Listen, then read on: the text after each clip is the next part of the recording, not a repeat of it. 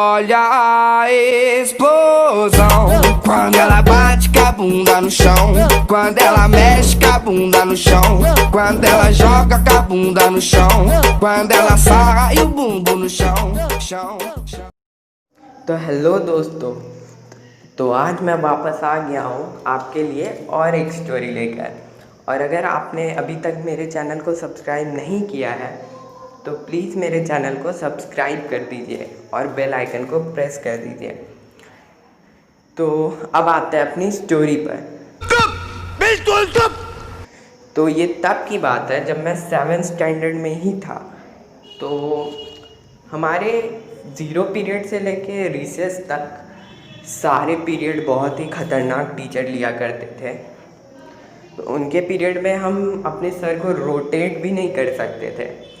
तो रिसेस के बाद थोड़े मेन पीरियड होते थे, पर हम सारे वेट करते थे लास्ट पीरियड का, क्योंकि लास्ट पीरियड हमारे सबसे अच्छे सर का था।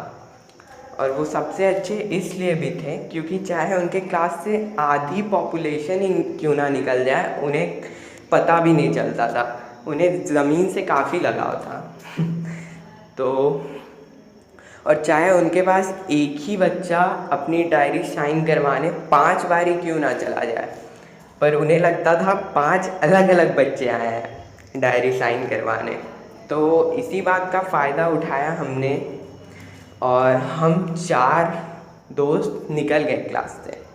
तो अब हम क्लास से तो निकल गए थे, पर कॉरिडोर में हमारी हिंदी की मैम घूम रही थी और वो स्कूल की सबसे ख़तरनाक टीचर थी।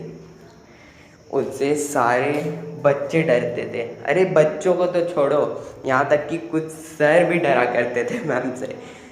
तो हमने बिना कुछ सोचे फील्ड की तरफ दौड़ लगा दी और दौड़ते दौड़ते हमारा जो चौथा साथी था, जो सबसे पीछे था, वो गिर गया था।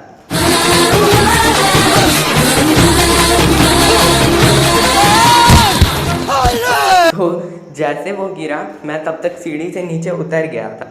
तो मेरे मन में एक ख्याल फिर से आया, मैं उसके काफ़ी करीब आ गई थी। तो मैंने सोचा कि ज़िंदगी या दोस्त, तो दोस्तों लाइफ में कुछ हार्ड डिसीज़न लेने पड़ते हैं। तो मैंने भी एक ले लिया हार्ड डिसीज़न और मैं ग्राउंड की तरफ दौड़ गया। तो आप लोग समझ ही गए होंगे मैंने क्या हार्ड डिसीज़न लिया। तो फिर सडनली मुझे अपने दोस्त की चिल्लाने की आवाज़ आती है। मैं समझ गया उसके साथ क्या हुआ होगा।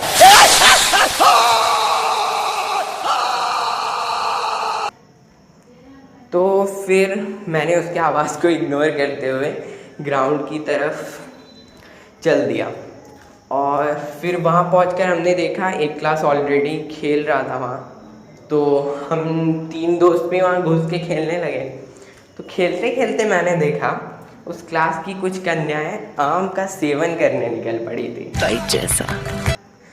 तो वहाँ का जो पहरेदार था, उसके हाथ में एक बहुत ज़बरदस्त वेपन था। तो वो उस वेपन को लेकर लड़कियों की तरफ चिल्लाता हुआ दौड़ा। तो बाकी सारी लड़कियां तो भाग गई थी, पर एक लड़की वहाँ फंस गई थी और उसने अपनी सेफ्टी में एक सॉलिड आम को उठाया। और वो आम इतना सॉलिड था, वो आपको बाद में पता चलेगा। तो उसने हैंड ग्रेनेड की तरह उस आम को उस पहरेदार के ऊपर फेंका। तो पहरेदार भी MS धोनी का फ़ैन था। उसने आम को ऐसा हिट किया कि वो आम अपने सॉलिड फॉर्म में ही वापस लौटा।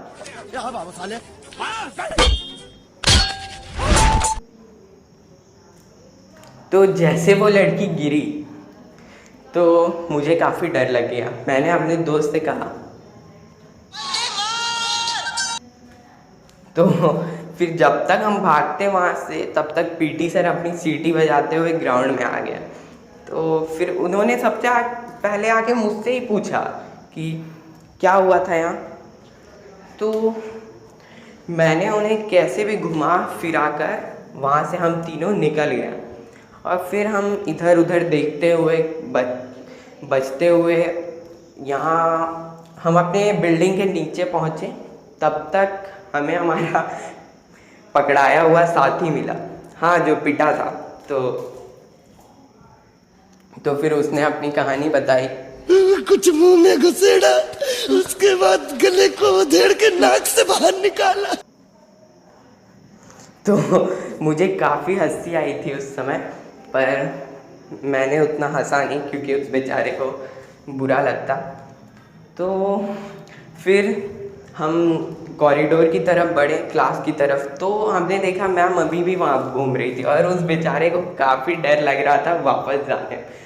तो किसी तरह हम, और डिपार्चर होने में सिर्फ 5 मिनट बाकी थे और हमें हमारा बैकपैक चाहिए था क्लास से। तो किसी तरह बचते फिरते हम क्लास में घुस गए और बच गए। तो ये सबसे ख़तरनाक लास्ट पीरियड था अभी तक के मेरे लाइफ का। तो यहाँ स्टोरी ख़त्म होती है। Hope you guys like the story. So like the video and share the video and subscribe my channel. Thanks for watching.